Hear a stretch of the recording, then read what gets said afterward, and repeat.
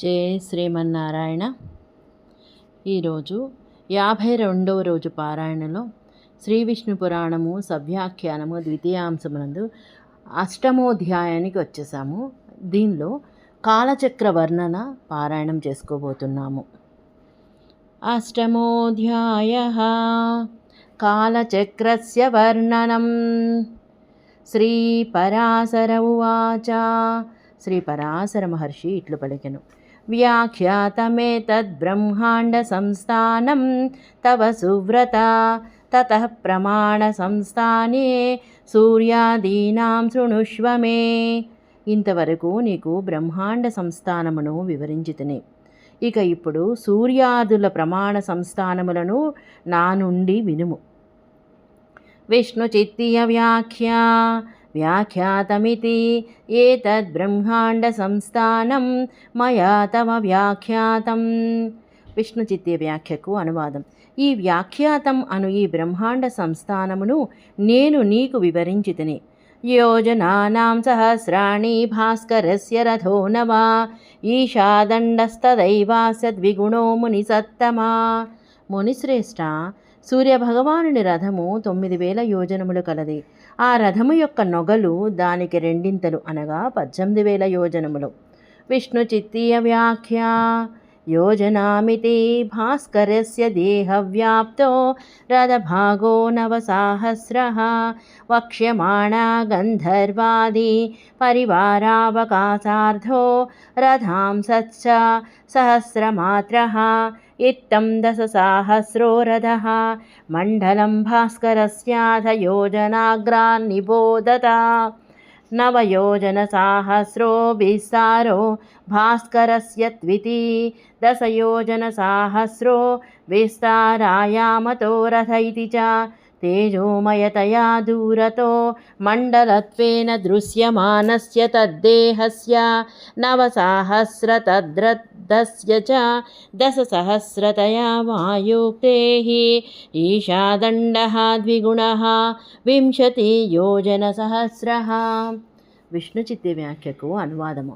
యోజనానాం అని సూర్యభగవానుని దేహము వ్యాపించిన రథభాగము 9,000 యోజనములు కలది.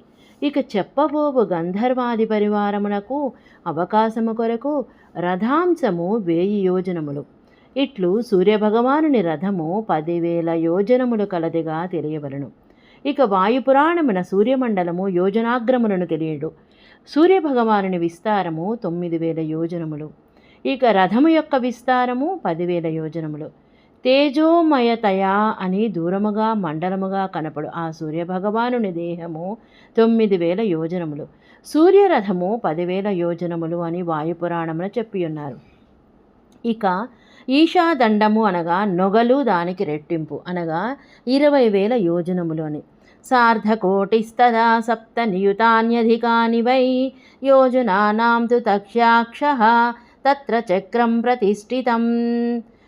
1,50,00,000 మరియు 70,00,000 అధికముగా యోజనములు. ఆ రథమునకు అక్షము అనగా ఇరుసు ఉండును. ఆ ఇరుసు పైననే రథచక్రముండును అనగా 1,50,00,000 70,00,000 కలిపితే 2,20,00,000 యోజనాలు రథమునకు అక్షము అని భావము.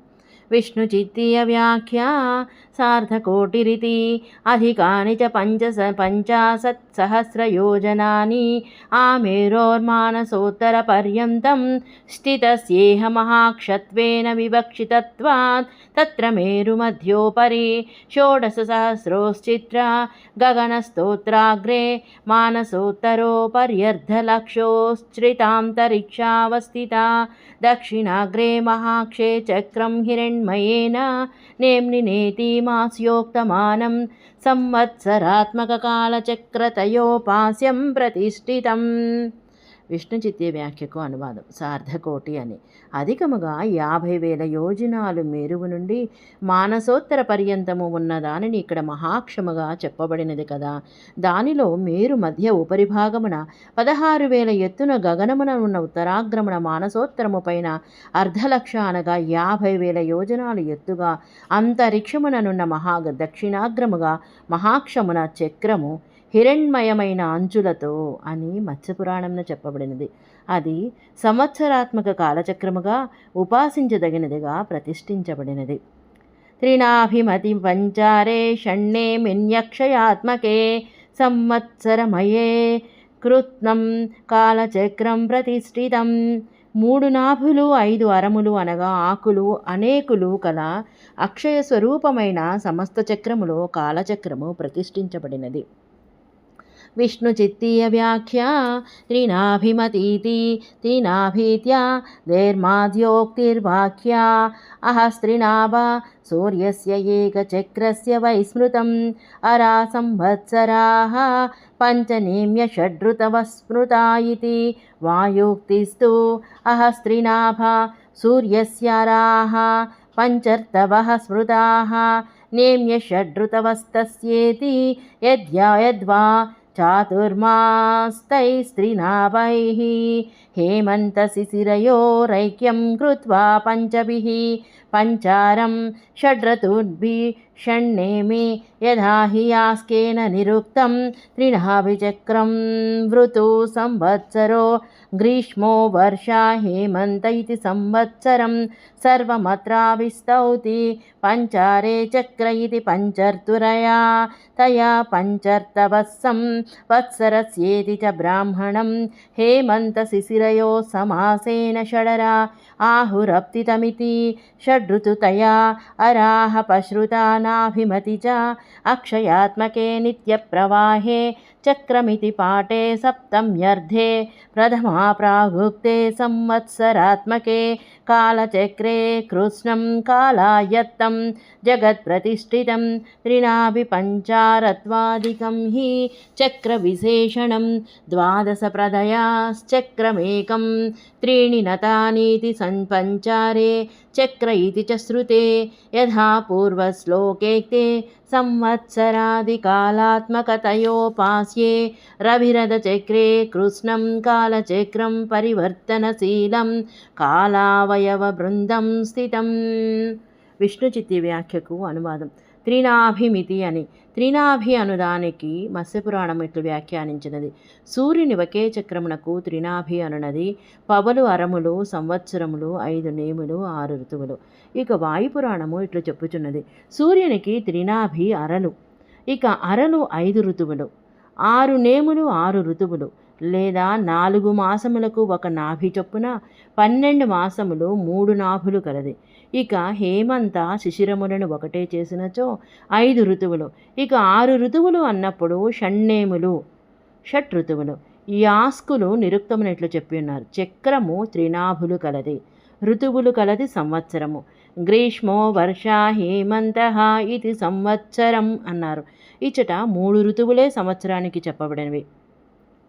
ఆ 3 గ్రీష్మ వర్ష హేమంతములు అనగా వేసవికాలము, వర్షాకాలము, చలికాలము. నెలలుగా 12 నెలల సంవత్సరము. 3 కాలములు, ఇవే 3 ఋతువులుగా 3 నాభులని చెప్పి ఉన్నారు. ఇట్లు సంవత్సరమును అంతటా స్తుతించుచున్నారు అనున్నది యాస్క నిరుక్తి.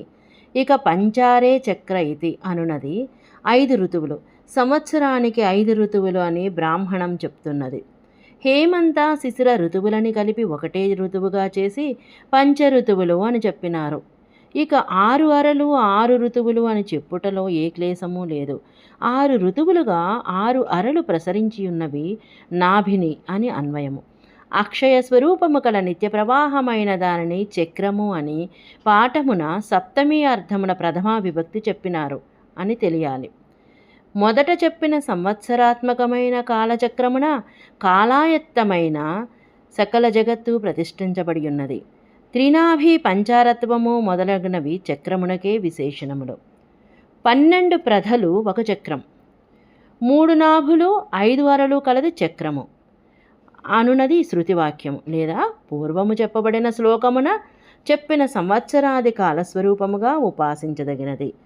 సూర్యరథ చక్రమున సకాల కాలచక్రము, సకల కాలచక్రము పరివర్తనశీలము అయిన కాలావయవము సమూహము నిలిచియున్నది అని అర్థము. హయాచ సప్త ఛందాంసి తేషాం నామాని మే శృణు గాయత్రీ చ బృహద్యుష్టిక్ జగతి త్రిష్టుభేవ చ अनुष्टुप् पङ्क्तिरित्युक्ताः छन्दांसि हरयोरवेः 40 द्वितीयोक्षो विभस्वतः पञ्चान्यानि तु सार्धानि स्यन्दनस्य महामते अक्षप्रमाणमुभयोः प्रमाणं तद्युगार्धयोः ह्रस्वोक्षस्तद्युगार्धेन ध्रुवाधारो रथस्य तु द्वितीये क्षेतु తశ్చక్రం సంస్థితం మానసాచలే. సూర్యభగవానుని రథమునకు సప్త ఛందస్సులే సప్తాశ్వములు. ఇప్పుడు ఆ ఛందస్సుల నామములను నేను చెప్పుచున్నాను వినుము. గాయత్రి, బృహతి, ఉష్ణిక్, జగతి, త్రిష్టుప్, అనుష్టుప్, పంక్తి అను 7 ఛందస్సులే సూర్యుని 7 అశ్వములు. సూర్యభగవానుని రథమునకు 2వ అక్షము అనగా ఇరుసు 40,000 యోజనములుండును. ఇక ఆ రథమునకు 1 సగము ఎక్కువగా నుండునని ఇంకొక 5 ఉన్నవి. 2 అక్షముల ప్రమాణము 2 నొగల ప్రమాణము. చిన్న అక్షము నొగల సగముతో రథము ధ్రువుడు ఆధారముగా ఉండను. ఇక 2వ అక్షము నా చక్రముండను. ఈ చక్రము మానసాచలమున నుండును. విష్ణు చిత్తీయ వ్యాఖ్య లక్ష ప్రమాణమిత్యాది హ్రస్వాక్షస్య యత్ప్రమాణం తదేవ తస్య రథస్య యుగకండయో సంహత్యమానం సార్ధపంచచత్వారిం సతస్సహస్రం తస్య యుగమిత్యర్థః యుగస్య కండయోః పృథగుక్తిర్వినియోగద్వైతాత్ తదా హి మేరు మానసోత్తరావధివ్యాప్తా మహాక్షోపరి తదానుకూల్యేన యమళవర్తి స్థితా ఉదదక్షిణాయాన కాష్టరయోऽन्तరాళమండలేషు రథస్యాకర్షణ వికర్షణార్థం ధ్రువగృహీత వాతరశ్మిబద్ధః కువిందనాడీవత్సంచారీ హ్రస్వాక్షः తదుపరి బద్ధో 10,000 రథోవతివక్తిష్టతే హ్రస్వాక్షమధ్యమారభ్య రథద్విగుణ ఈశాదండः ప్రత్యున్ముఖో జ్ఞేయः ద్విగుణోऽस्य రథోపస్థాదీశాదండः ప్రమాణత ఇతి మాస్యోక్తేః ఈశాగ్రే తిర్యగ్బంధమధ్యం హ్రస్వాక్షసమర్దైర్ఘ్యం యుగం యుగస్య వామార్ధం సప్తాశ్వబంధనే వినియుక్తం असङ्गैस्तुरगैर्युक्तं यतश्चक्रं ततस्थितैरिति लैङ्गोक्तेः सप्तास्वरूपछन्दांसि वहन्तो वामतो रविमिति लैङ्गवायव्योक्तेस्य रथोत्तरभागस्था युगार्धन्तु मेर्वासन्नो ध्रुवरश्मिबन्धस्तद्वारा ध्रुवाधारः एतेन युगार्धेन सहस्रस्वाक्षोत्तरभागोऽपि मेर्वासन्नो ध्रुवरश्मिबन्धस्तद्वारा ध्रुवाधारः एतेन ह्रस्वाक्षश्च रथस्योत्तरभागस्था युगाग्रं च उभयं दीर्घाक्षो परिस्थितित्रयश्रीति शतमण्डलरेखा मार्गेण संसरद्रदा दक्षश्रीभागे स्वस्वाग्रदैवद्वया निबद्धरश्मिभ्यां ध्रुवेणोदगयने मेर्वभिमुखमाकृष्यते दक्षिणायने महाक्षोपर्येव मानसोत्तराभिमुखं शिथिलीकृत्य विकृष्यते तेन महाक्षोपरि यन्त्रितः स्वाक्षस्था बिम्बस्य दक्षिणोत्तरगति नान्यथेत्युक्तं भवति यल्लैङ्गमास्य वायव्येषु युगाक्षकोटिसम्बन्धौ द्वौ रश्मी स्यन्दन्तु ध्रुवेण भ्रमतो रश्मी विकृष्य युगयोस्तु वै युगाक्षकोटिस्थौ तस्य दक्षिणे स्यन्दनस्य तु ध्रुवेण प्रगृहीतौ तौ यौ रश्मी नयतो रविं भ्रमतो मण्डलानि स्युः केचरस्य रथस्य तु भ्रमन्तमनुगस्येते ध्रुवं रश्मी तु तापुभौ ह्रसतास्तस्य रश्मी तु मण्डलेषु उत्तरायणे वर्धन्ते दक्षिणे चैव भ्रमतो मण्डलानि तु आकृष्येते यदा तौ तु ध्रुवेणाधितिष्ठतौ तदा सोऽभ्यन्तरगतसूर्यो भ्रमते मण्डलानि तु ध्रुवेण मुच्यमानाभ्यां रश्मिभ्यां पुनरेव तु तदेव बाह्यतः सूर्यो भ्रमते मण्डलानि तु एवं सर्वाधारभूतो महाक्षोऽपि ध्रुवेण रश्म्यन्तरेण भ्रम्यमानश्चक्रं भ्रामयन् प्रत्यग्भ्रमति यदाह वायुः चक्रमक्षे निबद्धं तु ध्रुवे चाक्षसमाहितः सह चक्रो भ्रमत्यक्षा सहाक्षो भ्रमति ध्रुवः द्वितीयेक्षा इति द्वितीयशब्देन सन्निहिता ह्रस्वाक्षापेक्षया तत्र चक्रं प्रतिष्ठितमिति प्रागुक्तविनियोगो महाक्षः स्मर्यते हयाश्चेत्यादि च शब्देन प्राग्विनियुक्तादुत्तरयुगार्धादिति रश्मीन् द्वितीयोरधवामयुगार्धे छन्दोमयत्वेनोपास्या सप्ताश्वाश्च संस्थिता इत्यनुषङ्गात् तद्योग्यायुगार्धपदं लभ्यते अत्रेयं परिपाटी ज्ञातव्या जम्बूद्वीपमध्ये मेरुः तदुपरि 15 लक्षे ध्रुवः मेरोरुपरि 16सहस्रे महाक्षस्य मूलं तस्याग्रं सचक्रं मानसाद्र्युपपर्ज्य लक्षेऽन्तरिक्षे महाक्षे 83 शतकुण्डलरेखास्तद्दिने रविबिम्बभ्रमणगोचराकाशप्रदेशवृत्तोपाधिभूता दक्षिणोत्तरकाष्ठयोरन्तराळा भवामण्डलाख्याः मेरुं मध्यबिन्दुं कृत्वा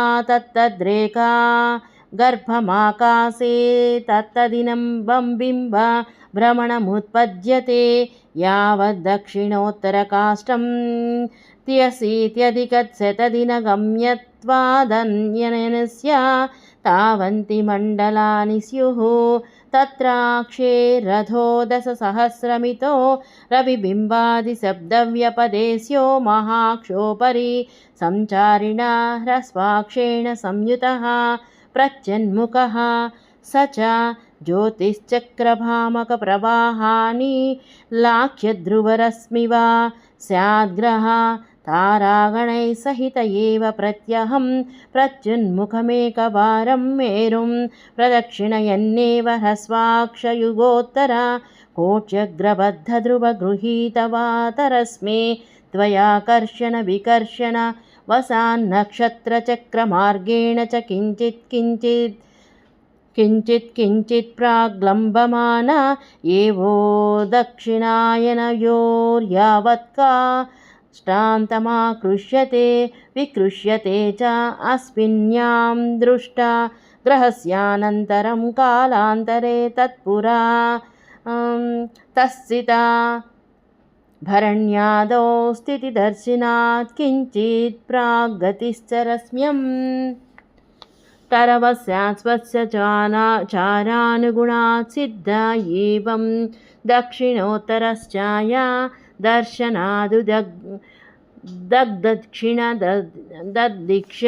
दक्षिणगतिश्च सिद्धा ताराचक्रं नाम तत्कालपरिदृश्यवो मावश्चेदकं चत्राकारमश्विन्यादि 27 विभक्ताकाशक्षेत्रकं ज्योतिर्मण्डलं मेरुमध्यस्य ध्रुवनाभिकं तत्पुनर्द्वादशाध कल्पितमेषादिरास्यात्मनाभिभक्तं सपादमस्मिन्यादिरुक्षद्वयक्षेत्रं हिमेषादिरेकैको राशिः तत्र धनुर्मकरसन्धौ मानसोत्तरासन्ने दक्षिणपरमकाष्ठायामुत्तरायणोपक्रमः एवं मिथुनकटा सन्धौ मेर्वासन्नबुधात् काष्ठान्ते दक्षिणायनारम्भः తచ్చద్భచక్రం కించిద్దక్షిణనమ్రముదగున్నతప్రాయం పూర్వాభిముఖ ప్రదక్షిణ నిబద్ధాస్మిన్యాది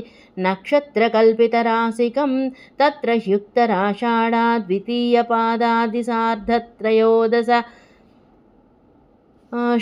त्रयोदशर्षक क्षेत्रमुत्तरमयनमेकार्धे अर्धान्तुरे तु पुनर्वस्यन्त्या पादादिसार्धत्रयोदशक्ष क्षेत्रं दक्षिणं मीनमेषसन्धिरुदर्विगुषन् मध्यं कन्यातुला सन्धिर्दक्षिणं विषुवम् एवं महाक्षे प्यारो हावरोहाभ्यां द्वे अयने राशिषट्कं सार्धत्रयोदशचक्षं च कल्प्यं यथा महाक्षे दक्षिणोत्तरचलनं तदनुरूपं भचक्रं च तत्समान्तरिक्षे तिर्यन्मुखनिबिद्धं ज्ञेयं तदा राशिद्वयम् एकषष्टिमण्डलं च भुक्तं चेद्भचक्रेऽपि षष्ठांशो राशिद्वयात्मकं सार्धचतुर्नक्षत्रं प्राज्ञता भोक्तव्यदिमित्याद्योज्यहं तत्तदेशे चक्रार्धस्य दर्शनाभ्यां राशिषट्कस्योदितदास्तमिता तथा च तत्र प्रायशो मीनमेषौ ह्रस्वौ वृषभकुम्भौ ततोऽधिकौ नक्रमिथुने किञ्चिद्दीर्घे सिंहवृश्चिकौ दीर्घतरौ कटकचापौ दीर्घतमौ समे कन्यातुले तत्रार्ककान्तरास्यञ्च मारभ्य षाड्रासि क्षेत्रदर्शनकाल एवेतरत्र देशे अहः इतरषट्कदर्शनकालो रात्रिः तद्राशि प्रमाणादीनौ दिनरात्रिवृद्धि ह्रासावित्यादिज्योतिषशास्त्रस्थितिश्च पुराण సమ్మతాజ్ఞేయా. విష్ణు చిత్య వ్యాఖ్యకు అనువాదము. లక్ష ప్రమాణము ఇత్యాది. హ్రస్వాక్షము యొక్క ప్రమాణమే ఆ రథ యుగ ఖండముల కలిసిన మానము 45,500 యోజనములు. ఈ రథము యొక్క యుగము అనగా నొగలు. యుగము యొక్క ఖండమును విడిగా చెప్పుట వినియోగమునున్న భేదమును బట్టి అది ఇట్లు చూడడు. మేరు పర్వతము నుండి మానసోత్తర పర్వతము వరకు వ్యాపించియున్న మహాక్షము పైన దానికి అనుకూలముగా యమలము వలె ఉన్న జంటగా ఉన్న ఉత్తరాయణ దక్షిణాయన కాష్టముల మధ్యలోనున్న మండలములలో రథమును ఆకర్షించుటకు వికర్షించుటకు ధ్రువమండలము చేత గ్రహించబడిన వాయురశ్ములచే కట్టబడి కువిందనాడి వలె సంచరించున్నది హ్రస్వాక్షము. ఆ హ్రస్వాక్షముపై కట్టబడి 10,000 యోజనములు గల రథముండును. హ్రస్వాక్షము యొక్క మధ్యలో ఆరంభమై రథమునకు రెండింతలు ఈశాదండము నొగలు వేణి అందరు. ఇది పశ్చిమముఖముగా నుండునని తెలియవలను. రథము యొక్క ముందు భాగముననున్న ఈశాదండము రథమునకు రెండింతలుగా ఉండును అని మత్స్యపురాణము చెప్పి ఉన్నది. ఈశాదండము యొక్క అగ్రభాగమున అడ్డముగా కట్టబడిన మధ్యభాగము కలది హ్రస్వాక్షముతో సమానమైన పొడవు కలది యుగము అనగా నొగలు. ఆ నొగలు యొక్క వామార్ధ భాగము సప్తాశ్వములను కట్టుటకు వినియోగింతురు. ఒకదానికి ఒకటి తగులుకోకుండా గుర్రములతో కూడి ఉన్నది. చక్రమున్న వైపున ఉన్నది అని లింగపురాణము చెప్పిన్నది. సప్తాస్వరూపములైన ఛందస్సులను మోయిచున్న సూర్యుని అని లింగవాయు పురాణములు చెప్పినవి. రథోత్తర భాగముననున్న యుగార్థము మేరువుకు దగ్గరగా ఉన్నది. అచ్చటి వాయువుల రశ్మి ద్వారా ధ్రువాధారము. ఇట్లు చెప్పుట చేత హ్రస్వాక్షము కూడా రథము యొక్క ఉత్తర భాగమునున్న యుగాగ్రము. ఈ రెండు దీర్ఘాక్షముపైనున్న 183 మండలముల రేఖా మార్గము చేత సంచరించుచు రథ దక్షిణ భాగమున స్వస్వాగ్రద్వయమునందు నిబద్ధమైన రశ్ములతో ధ్రువునితో ఉత్తరాయణమున మేరువునకు అభిముఖముగా ఆకర్షింపబడుచుండెను. ఇక దక్షిణాయమున మహాక్షము పైననే మానసోత్తరాభిముఖముగా శిథిలీకరించి వికర్షించబడును. దానితో మహాక్షముపై నియంత్రించబడిన హ్రస్వాక్షముననున్న బింబమునకు దక్షిణోత్తరగతి ఇంకొక రీతిగా కుదరదు కదా అనుచున్నారు అని చెప్పినట్లయింది. లింగ మత్స్య వాయు పురాణములందు రథము యొక్క 2 రశ్ములు యుగ అక్ష కోటి సంబద్ధములు ధ్రువునితో తిరుగుచూ యుగముల రశ్ములను ఆకర్షించి యుగాక్ష కోటిలో ఉండెను. ఆ రథము యొక్క దక్షిణ భాగమున ధ్రువునితో గ్రహించబడిన ఆ 2 రశ్ములు రవిని కొనిపోవును. అట్లు రవి ప్రభవించుచున్నప్పుడు మండలములు ఏర్పడను. ఇవి ఆకాశమున సంచరించు రథమండములు. ఈ 2 రశ్ములు భ్రమించుచున్న ధ్రువుని అనుగమించును. ఉత్తరాయణమున ఆ 2 రశ్ములు హ్రాసమును పొందును. దక్షిణాయనమున మండలముల భ్రమించుచున్న ఆ రశ్ములు వృద్ధి పొందును. ధ్రువేణ అనగా ధ్రువునిచో అధిష్ఠించబడి ఆకర్షింపబడినచో ఆ 2 రశ్ములు, ఆ 2 రశ్ముల అభ్యంతరముననున్న సూర్యుడు మండలముగా భ్రమించుచుండెను. ఆ తరువాత ధ్రువునిచే విడువబడిన ఆ 2 రశ్ములు మరలా సూర్యుని వెలుపల సూర్యుడు మండలములుగా భ్రమించుచుండెను. ఇట్లు సర్వాధారభూతమైన మహాక్షము కూడా ధ్రువునిచే రశ్మ్యంతరముగా త్రిప్పబడుచు చక్రమును త్రిప్పుచు ఎదురుగా సంచరించును. వాయుపురాణం ఇట్లు చెప్పినది. అక్షమున చక్రము నిబద్ధమైనది, అక్షము ధ్రువునిలో ఉంచబడినది. చక్రముతో కలిసి అక్షము తిరుగుచుండును, అక్షముతో ధ్రువుడు తిరుగుచుండును. ఇక ద్వితీయ అక్ష అని ద్వితీయ శబ్దంతో దగ్గరగానున్న హ్రస్వాక్షాపేక్షయ అక్కడ చక్రము ప్రతిష్ఠించబడినది అని మొదట చెప్పబడిన మహాక్షము స్మరించబడుచున్నది. ఇక ఇప్పుడు శ్లోకము హయాశ్చ ఇత్యాది అని వ్యాఖ్యానము చేయుచున్నారు. హాయాశ్చ అను చోట చ శబ్దముతో మొదట వినియోగించబడిన ఉత్తర యుగార్ధముల నుండి వేరైన రెండవదైన రథవామ యుగార్ధమున చందోమయములుగా ఉపాసించదగిన సప్త అశ్వములున్నవి అని అనుషంగము వలన దానికి యోగ్యమైన యుగార్ధ పదము లభించును. ఇచట ఈ పరిపాటిని తెలియవను. జంబూద్వీపము మధ్యలో మేరుపర్వతము, ఆ మేరుపర్వతము పైన 15 లక్షల యోజనముల దూరమున ధ్రువమండలము, మేరుపర్వతము పైన 16,000 యోజనముల దూరమున మహాక్షమూలము, ఆ మహాక్షాగ్రము చక్రముతో సహా మానస పర్వతము పైన 50,000 యోజనాలలో అంతరిక్షమున మహాక్షమున 183 మండల రేఖలు, ఆయా దినములలో రవిబింబము భ్రమణగోచర ఆకాశ ప్రదేశ వృత్తమునకు ఉపాధి అయిన దక్షిణోత్తర కాష్టల అంతఃకాలము ఏర్పడు మండలములనుబడినవి మేరువును మధ్య బిందువుగా చేసుకొని ఆయా రేఖాగర్భమున ఆకాశమున ఆయా దినములలో బింబభ్రమణమును కలుగును. దక్షిణోత్తర దిక్కుల వరకు 183 దినములలో వెళ్ళదగినది. ఒక అయనము అనగా దక్షిణాయనము 183 దినములు, ఉత్తరాయణము 183 దినములు అని అర్థము.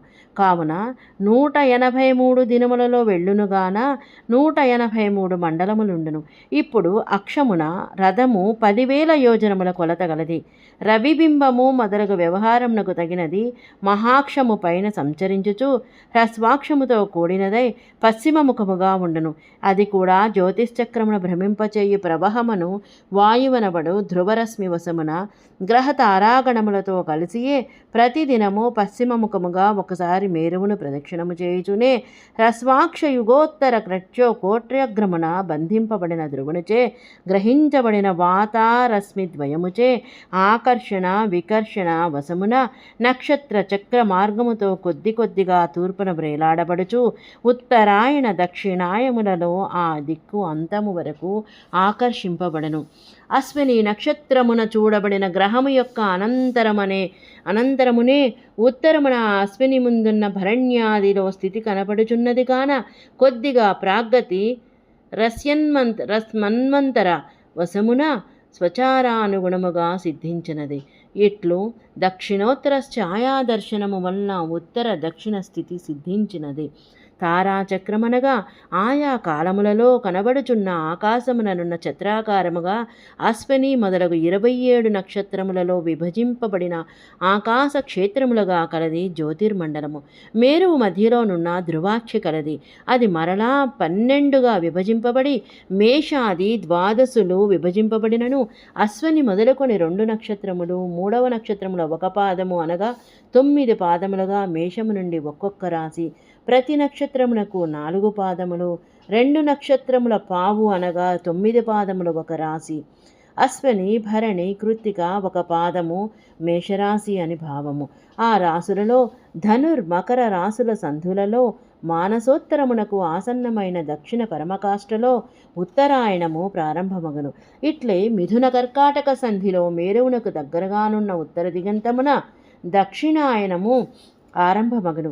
ఈ నక్షత్ర చక్రము కొంచెము దక్షిణముగా వంగి ఉత్తరమున ఉన్నతమై పూర్వాభిముఖముగా ప్రదక్షిణమున నిబద్ధమైన అశ్విన్యాది నక్షత్రములచే కల్పించబడిన రాసులు కలది. అందులో ఉత్తరాషాఢ 2వ పాదము నుండి 13 నక్షత్రముల క్షేత్రము అనగా 6 రాసులు మకర రాశి నుండి మిథున రాశి వరకు ఉత్తరాయణము 1 సగము. ఇక 2వ సగమున పునర్వసు చివరి పాదము నుండి అనగా కర్కట రాశి నుండి 13.5 నక్షత్రాల క్షేత్రము అనగా 6 రాసులు కర్కాటకము నుండి ధనస్సు వరకు దక్షిణాయనము. మీన మేష రాసుల సంధి ఉదగ్విషువత్ అని, కన్యాఫల రాసుల సంధి దక్షిణ విషువత్ అనబడును. ఇట్లు మహాక్షమున కూడా ఆరోహావరోహము వలన 2 అయినములు 6 రాసులు 13.5 నక్షత్రాల క్షేత్రమని కల్పించుకొనవలను. మహాక్షమున దక్షిణోత్తర చలనమున దానికి అనుపమగు భచక్రము, దానితో సమానమైన అంతరిక్షమున తిర్యర్ముఖ నిబద్ధమైనదిగా తెలియవలను. అట్లే 2 రాసులు 61 మండలములు భుక్తమైనచో భాచక్రమున కూడా షష్టాంశము రాశిద్వయాత్మకములు 4 నక్షత్రముల 2 పాదములు అనగా 18 పాదమని ప్రాగతితో భోక్తవ్యము ఇత్యాదిగా ఊహించదగను. ఆయా దేశమున చక్రార్థమునకు దర్శనాదర్శనముల వలన 6 రాసుల ఉదయాస్తమయాలు కూడా ఊహించదగినవే. ఈ రాసులలో మీన మేషములు పొట్టివి, వృషభ కుంభములు వాటికంటే అధికములు, మిథున మకరములు కొంచెము దీర్ఘములు, సింహ వృశ్చికములు దీర్ఘతరములు, కర్కాటక ధనస్సు దీర్ఘతమములు, కన్యాతులలు సమానములు. వాటిలో సూర్యుడు ఆక్రమించిన రాశి అంశను ఆరంభించి 6 రాసుల క్షేత్రాల దర్శనకాలము ఆ ప్రదేశమున పగలు, ఇతర షట్క అదర్శనకాలము రాత్రి. ఆ రాశి ప్రమాణమును ఆధారముగా చేసుకుని దినరాత్రులకు వృద్ధి హ్రాసములు ఉండును. ఇత్యాది జ్యోతిశాస్త్ర స్థితి పురాణ సమ్మతమైనదిగా తెలియవలను. జై శ్రీమన్నారాయణ. ఈరోజు విష్ణు పురాణమునందలి ద్వితీయాంశములోని 8వ నందు కాలచక్ర వర్ణన పార్ట్ A వరకు పారాయణం చేసుకుని ఉన్నాము. జై శ్రీమన్నారాయణ.